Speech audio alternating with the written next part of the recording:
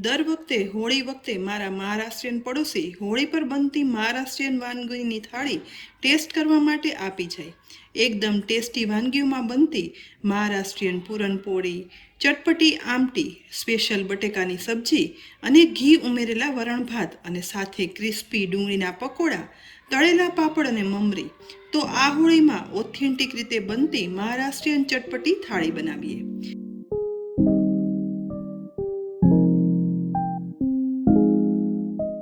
બનાવવાની શરૂઆત મહારાષ્ટ્રીયન પૂરણપોળી માટે અહીં મેં પોણો કપ વજનમાં 100 ગ્રામ ચણાની દાળ 3 કલાક પાણીમાં પલાળી, જે એકદમ સરસ પલળી અને મોટી થઈ ગઈ છે. તો કુકરના ખાનામાં પલાળેલી ચણાની દાળને ઉમેરી દેવાની. એ પછી તેમાં આંગળીથી માપતા 1 આંગળ ડૂબે ને એટલું પાણી ઉમેરી દેવાનું. એટલે ફક્ત ડૂબાડૂબ પાણી ઉમેરવાનું, જેથી ચણાની દાળ બફાઈ જાય અને બહુ વધારે પાણી પણ ના રહે. કુકરની અંદર આ ખાનું ગોઠવી દઈ ઉપરથી ડીશ ઢાંકી દઈ આ ડીશ ઉપર પૂરણપોળી સાથે ખવાતી મહારાષ્ટ્રીયન બટેકાની સબ્જી બનાવવા માટે 2 બટેકાને આ રીતે 2 ટુકડામાં કટ કરી અને ગોઠવી દેવાના, જેથી તે સાથે બફાઈ જાય. બટેકા ઉપર થોડું એવું મીઠું પણ સ્પ્રેડ કરી દેવાનું, જેથી સબ્જી ખાવા સમયે બટેકામાં અંદરથી સ્વાદ આવે. કુકરનું ઢાંકણ ઢાંકી દેવાનું.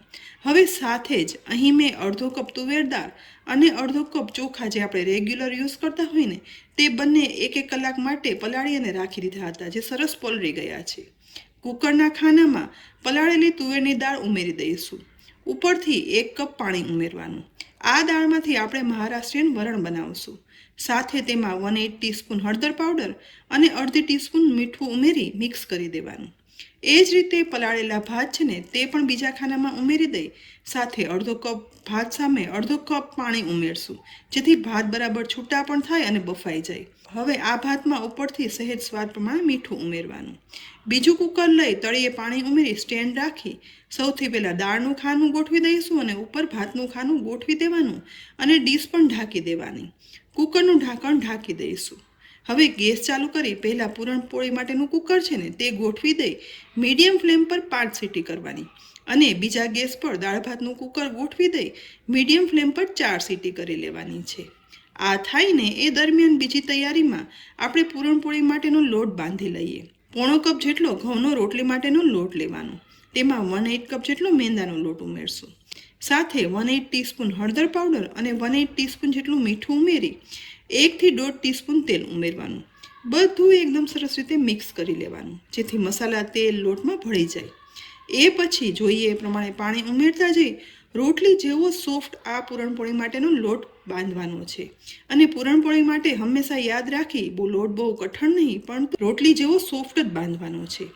બંધાયેલા આ લોટને હવે મસળી ઢાંકણ ઢાંકી કૂણવા માટે રાખી દઈએ. એ દરમિયાન બીજી બાજુ સીટી પણ થઈ રહી છે. બંને કુકર થાય છે ને, એ દરમિયાન આપણે પૂરણપોળી સાથે ખવાતી આમટીની તૈયારી કરવા માટે મીડિયમ સાઇઝનું પોણા ભાગનું, જે વજનમાં 50 ગ્રામ સૂકું કોપરું અહીં લીધું છે. ગેસની મીડિયમ ફ્લેમ પર જાળી ઉપર તે શેકાવા રાખી દઈએ. કોપરાની અંદર તેલ હોય છે, એટલે આખું કોપરું ગરમ થશે ને એટલે બળવા લાગશે. આપણે ગેસની લો ફ્લેમ પર રાખી કોપરાની ઉપરની બાજુ કાળી થાય ને 2 થી 3 મિનિટ સુધી શેકવાનું છે. એ પછી શેકાયેલા કાળા થયેલા આ કોપરાને હવે એક ડીશમાં કાઢી લેવાનું અને ઠંડુ થવા રાખી દઈશું. સાથે જ ફરીથી એ જાળી ઉપર એક ડુંગળી, જે સાઈઝમાં નાની લીધી છે, તે રાખી દઈશું. તેની સાથે જ 2 થી 3 કળી લસણની, જે છાલ સાથે જ શેકાવા રાખી દેવાની અને 2 થી 3 લીલા મરચાં ઉમેરી દઈશું. બધું ધીમા તાપે શેકી લેવાનું છે. પૂરણપોળી સાથે ખવાતી આમટી સ્વાદમાં એટલી બધી સરસ હોય છે ને, અને તેને બનાવવાની એક ખાસ રીત પણ છે. તો અહીં ધીમે ધીમે સાઈડ ચેન્જ કરતા મરચાં અને લસણ છે ને, તે પહેલાં શેકાઈ જશે, જેને થોડા સાઈડમાં લઈ લઈશું. ડુંગળીની સાઈડ ચેન્જ કરતાં 2 થી 3 મિનિટમાં તે પણ શેકાઈ જશે. તો ગેસ પરથી બધું ધીમે ધીમે કરી એક ડીશમાં ઉતારી લેવાનું છે. અને એ બધું ઠંડુ થાય છે ને, એ દરમિયાન ગેસની લો ફ્લેમ પર નાની એવી પેન રાખી અને એ પેનની અંદર 1 ટીસ્પૂન સૂકા ધાણા અને અડધી ટીસ્પૂન જીરું ઉમેરી થોડું એવું મિક્સ કરતા જઈ અને શેકી લેવાનું છે. અડધી મિનિટમાં જીરું અને ધાણા શેકાવાની સુગંધ આવે ને, એટલે ગેસ પરથી તેને નીચે ઉતારી ઠંડા થવા દેવાના. હવે અહીં મેં બીજી સાઈડ શેકેલું કોપરું જે હતું ને, તે ઠંડુ થઈ ગયું છે. તેને નાના મોટા ટુકડામાં કટ કરી લીધું છે. એ સાથે લીલા મરચાં શેકેલા રાખ્યા છે. શેકેલી ડુંગળીને પણ 4 ટુકડામાં કટ કરી લીધી છે અને લસણની પણ છાલ ઉખાડી લીધી. તેની સાથે થોડો મીઠો લીમડો અને અડધો ઇંચ આદુના ટુકડા કરી સાથે લીધા છે. આ બધું તૈયાર કરી અને મિક્સરના ચટણીના જારમાં ઉમેરી દઈશું. તેની સાથે ઠંડા થયેલા શેકેલા ધાણા અને જીરું છે ને તે પણ ઉમેરી દેવાના અને એ પછી સમારેલી કોથમીર ઉમેરશું. સાથે બધું પીસાઈને એટલું અડધા કપ જેટલું પાણી ઉમેરી ઢાંકણ ઢાંકી બધું એકદમ સરસ પીસ્યા પછી જુઓ એકદમ સુગંધીદાર આમટી માટેનો મસાલો બની તૈયાર થઈ ગયો છે. હવે આમટી શેની બને છે ને એ પણ જોઈ લઈએ. અહીં પૂરણપોળી માટે ચણાના દાળનું કુકર થઈ ગયું છે. ઉપર મૂકેલા બટેટા બફાઈ ગયા છે તો તેની ડીશ સાઈડમાં કાઢી લઈશું. બીજી તરફ ચણાની દાળ બફાઈ આખી પણ રહી છે અને આ દાળનો આપણે બે ઉપયોગ કરવાના છીએ. સૌથી પહેલાં મોટા બોલ લઈ તેની પર ગળણી રાખી બાફેલી ચણાની દાળ છે ને તે ગાળી લેવાની. સહેજ એવી પ્રેસ કરતાં તે ચણાની દાળમાંથી પ્રોપર પાણી નીકળી જશે. આ આખી સરસ બફાયેલી ચણાની દાળ છે ને તેમાંથી પૂરણપોળી માટેનું પૂરણ બનાવવાનું છે. અત્યારે તેને સાઈડમાં રાખી દઈએ અને નીચે તરફ રહેલું જે પાણી છે ને તેમાંથી આપણે આમટી બનાવવાની છે. તો આમટી બનાવવા માટે શરૂઆત કરીએ ગેસની લો ફ્લેમ પર. ગરમ થતી કઢાઈની અંદર 2 ટેબલસ્પૂન જેટલું તેલ ઉમેરી ગરમ થાય ને એટલે તેમાં સૂકા મસાલા ઉમેરવાના. સહેજ એવા મિક્સ કરી અને મસાલા સતળાઈને એટલે સાથે અડધી ટીસ્પૂન જીરું, 1/8 ટીસ્પૂન હિંગ ઉમેરી બનાવેલો કોપરા, ડુંગળી, આદુ મરચાંનો પીસેલો મસાલો છે ને તે બધો ઉમેરી દેવાનો. મિક્સરમાં થોડું એવું પાણી ઉમેરી તે પણ મિક્સ કરી અને સાથે ઉમેરી દઈશું. એ પછી બધું એકદમ ધીમા ગેસે સાતળવાનું છે જેથી ડુંગળી, લસણ, કોપરાનો મસાલો બધું એકદમ સરસ સતળાઈ જાય. સાથે સાથે મસાલાની અંદર અડધી ટીસ્પૂન લાલ મરચું પાવડર, 1/8 ટીસ્પૂન હળદર પાવડર, 1/4 ટીસ્પૂન ધાણા જીરું પાવડર, 1/4 ટીસ્પૂન ગરમ મસાલા પાવડર ઉમેરી બધું સરસ મિક્સ કરી અને મસાલા સહેજ એવા સતળાય અને ફ્લેવર ઉભરી બહાર આવે ને અને તેમાંથી તેલ છૂટું પડે ને એટલે ચણાની દાળનું જે પાણી ગાળી અને અલગ કર્યું હતું ને તે ઉપરથી ઉમેરી દેવાનું છે. થોડું એવું વધારે પાણી પણ તેની ઉપર ઉમેરશું અને બધું મિક્સ કરી આ બધા મસાલા અને શેકેલું નાળિયેર બધું મિક્સ થઈ જાય ને એટલે આમટી સ્વાદમાં બહુ જ ચટાકેદાર અને સરસ બને છે. પૂરણપોળી સાથે તમે એક જ બાઈટ ખાઓ ને એટલે ખરેખર મોઢામાં સ્વાદ રહી જશે. હવે ઉપરથી સ્વાદ પ્રમાણે અડધી ટીસ્પૂન જેટલું મીઠું ઉમેરવાનું અને અડધા લીંબુનો રસ નીચોવી દેવાનો.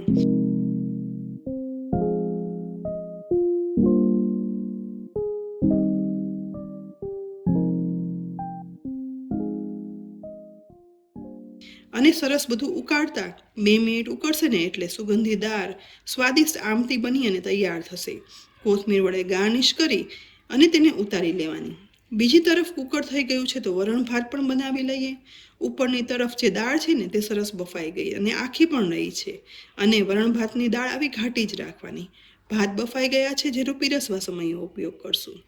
ટ્રેડિશનલ રીતે બનતી મહારાષ્ટ્રીયન વરણમાં કોઈ વઘાર કરવામાં નથી આવતો. આપણે હળદર મીઠું ઉમેરી આ દાળ બાફી હતી તો અત્યારે જાડા તળિયાવાળી કઢાઈની અંદર આ દાળ ઉમેરી દઈશું અને ગરમ કરશું. વરણ આવું ઘાટું જ રાખવાનું છે. મસાલામાં ઉપરથી ફક્ત 1 ટેબલસ્પૂન જેટલો ગોળ ઉમેરવાનો અને 1/8 ટીસ્પૂન હિંગ ઉમેરી મિક્સ કરવાનું. ઓરિજિનલ વરણમાં કોઈ જ મસાલો કે વઘાર નથી વધારે હોતો અને સાથે ઓથેન્ટિક વરણની મેં આજે તમારી સાથે રીત શેર કરી છે જેમાં ઉપરથી ફક્ત અડધી ટીસ્પૂન જેટલું ઘી ઉમેરાય છે અને સિમ્પલ મસાલા સાથે ઘી ઉમેરી વરણ ભાત મહારાષ્ટ્રીયન દરેક ઘરનું કમ્ફર્ટ ફૂડ છે. થોડું એવું ઉકળ્યા પછી એકદમ ઘાટું બનેલું વરણને કોથમીર ઉમેરી સહેજ મિક્સ કરી ગેસ પરથી ઉતારી લઈશું અને પછી ભાત સાથે પીરસી લેવાનું છે. હવે સૂકી ભાજી બનાવવા માટે બાફેલા બટેટાની છાલ ઉખાડી લેવાની અને એ પછી તેને નાનાથી મીડિયમ ટુકડામાં કટ પણ કરી લેવાનું. આજે આપણે મહારાષ્ટ્રીયન સ્ટાઇલ આ બટેટાની ભાજી બનાવવાની છે. તો એ પછી ગેસની લો ફ્લેમ પર પેનની અંદર લગભગ 3 ટીસ્પૂન જેટલું તેલ ઉમેરી ગરમ કરવાનું.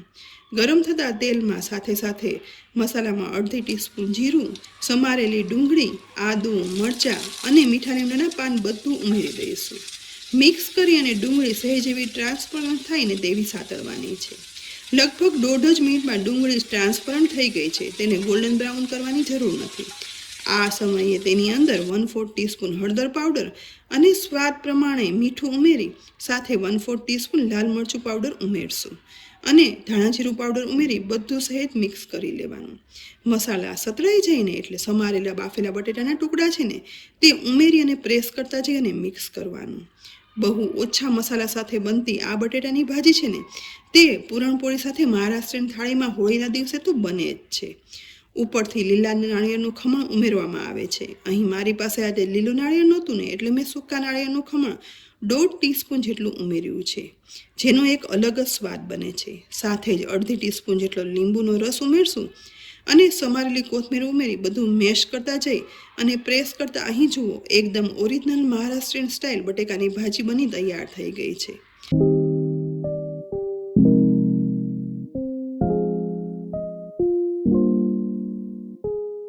હવે ડુંગળીના પકોડા બનાવવા માટે 2 મોટીથી મીડિયમ સાઇઝની ડુંગળી લઈ તેની છાલ ઉખાડી લાંબા લાંબા ટુકડામાં કટ કરી ચિપ્સ અલગ કરી લેવાની છે. સમારેલી ડુંગળીના લેયર પણ અલગ કરી લઈશું. હવે આ સમારેલી ડુંગળીમાંથી થોડી ડુંગળી છે ને તે મેં અલગ કરી અને આગળ બટેકાની ભાજીમાં વાપરી હતી.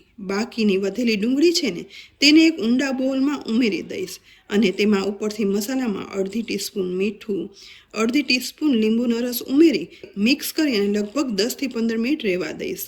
એ પછી અહીંયા જોઈશું ને તો ડુંગળીની અંદર ઉમેરેલું મીઠું અને લીંબુ છે ને તે મસાલામાં ચડી ગયા છે અને તેમાંથી થોડું એવું પાણી પણ અલગ થયું છે, જેને આપણે અલગ કાઢી લેવાનું.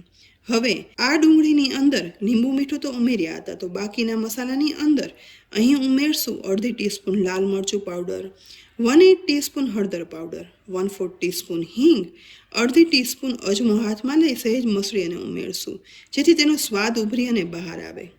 બધું સરસ ડુંગળીમાં મિક્સ કરી લેવાનું, જેથી ડુંગળીના પકોડામાં મસાલો છે ને તેનો સ્વાદ ડુંગળીમાં અંદર સુધી ભળી જાય.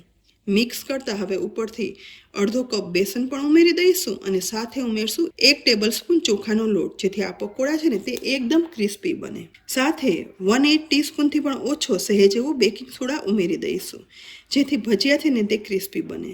બસ આ જ રીતે બધું હાથ વડે મિક્સ કરતાં ડુંગળીમાં રહેલા પાણીથી જ આ લોટ સરસ મિક્સ થઈ જશે.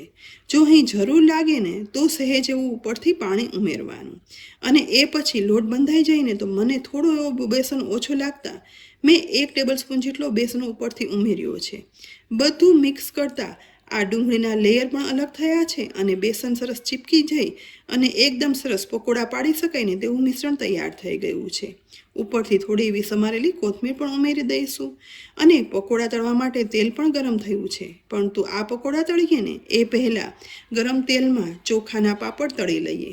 ચોખાની મમરી પણ સાથે તળી લઈશું અને મહારાષ્ટ્રીયન થાળીમાં તો તળેલા પાપડ અને ચોખાની મમરી તો પીરસાય જ છે.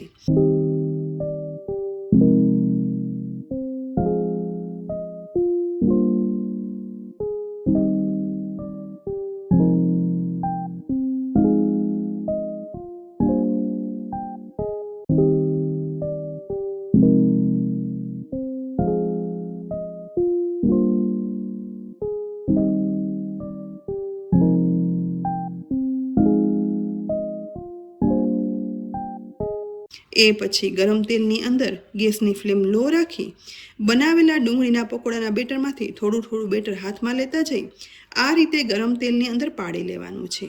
આ પકોડા છે ને તે છૂટા બનાવવામાં નથી આવતા, આ રીતે મીડિયમ સાઇઝના જ બનાવાય છે. કઢાઈમાં સમાઈને એટલા પકોડા અત્યારે હું પાડી લઈશ અને એ પછી સાઈડ ચેન્જ કરતા જઈ ગેસની મીડિયમ ટુ લો ફ્લેમ પર તળી લેવાના છે. 3 થી 4 મિનિટ તળાતા અહીં જોઈ શકાય છે કે ગોલ્ડન બ્રાઉન કલરના ક્રિસ્પી ડુંગળીના પકોડા બની અને તૈયાર થઈ ગયા છે. તો તેલમાંથી નિતારી ડીશમાં કાઢી લઈશું. આ રીતે બાકીના બેટરમાંથી પણ ડુંગળીના પકોડા બનાવીને તૈયાર કરી લીધા છે, જેને આપણે છેલ્લે પીરસશું.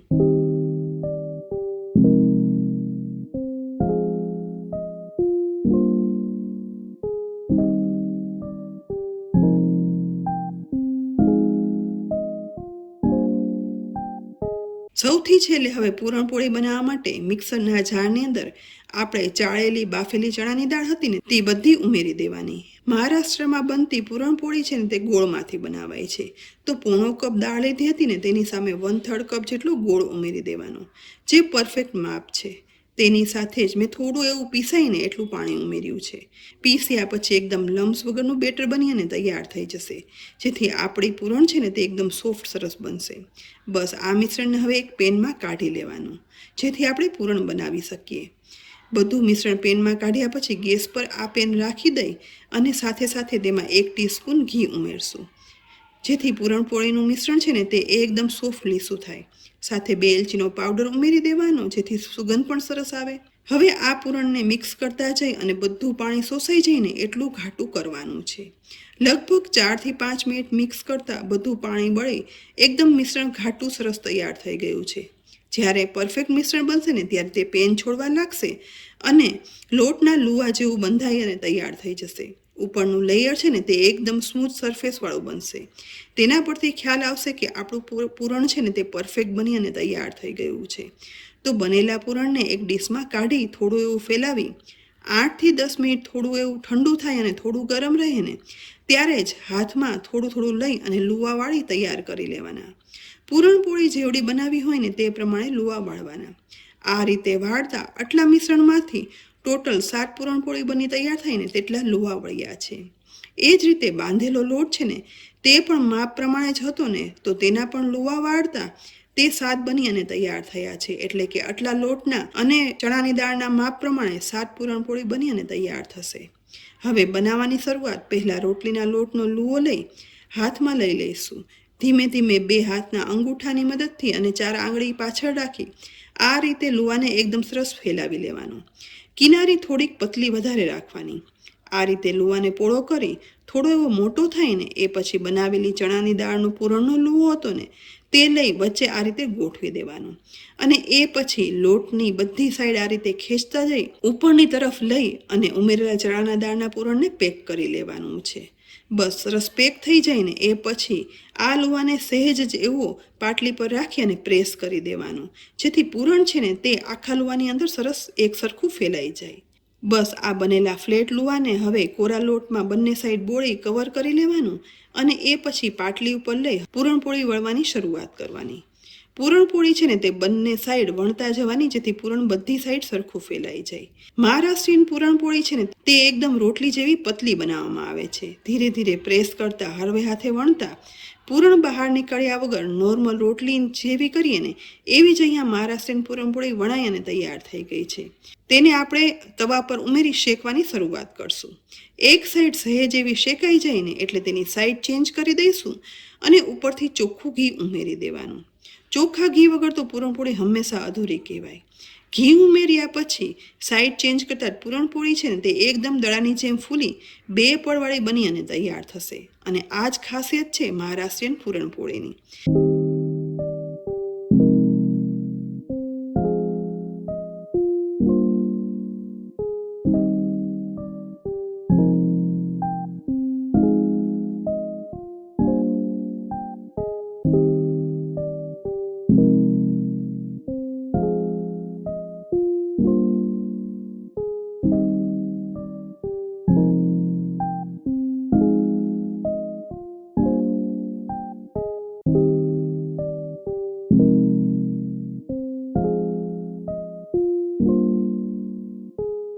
બંને સાઈડ ગોલ્ડન બ્રાઉન એવી સોફ્ટ શેકાઈ જાય ને એટલે હવે આ પૂરણપોળીને ગેસ પરથી નીચે ઉતારી દેવાની અને એક ડીશમાં કાઢી લઈશું.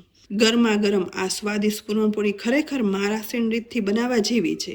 ઉપરથી આપણને ઘી ઓછું લાગે ને તો પૂરણપોળીમાં લગાવી દેવાનું. જેટલું ઘી વધારે હશે ને એટલું જ ખાવાની મજા આવશે.